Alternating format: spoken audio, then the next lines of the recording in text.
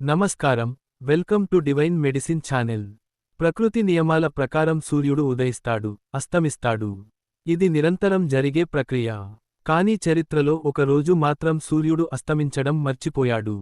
ఆకాశం మధ్యలో నిలువునా ఆగిపోయాడు. ఇది వినడానికి ఏదో సినిమా కథలా ఉన్నా సాక్షాత్తు బైబిల్ చెబుతున్న అక్షర సత్యం. ఇశ్రాయేలీయుల నాయకుడైన యెహోషువ తన శత్రువులతో యుద్ధం చేస్తున్నప్పుడు చీకటి పడకుండా ఉండాలని దేవుడిని వేడుకున్నాడు. అప్పుడు జరిగిన ఆ అద్భుతాన్ని బైబిల్లో యెహోషువ గ్రంథం 10వ అధ్యాయం 12 మరియు 13 వచనాల్లో మనం చూడవచ్చు. సూర్యుడా, నీవు గిబియోనులో నిలువుము. అప్పుడు జనులు తమ శత్రువుల మీద పగ తీర్చుకొను వరకు సూర్యుడు నిలిచెను, చంద్రుడు ఆగెను.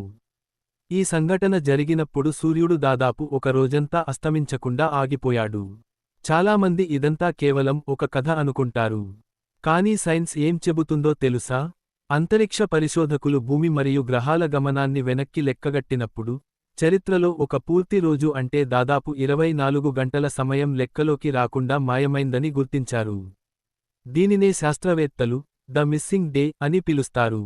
బైబిల్ సత్యం, సైన్స్కు అందని అద్భుతం.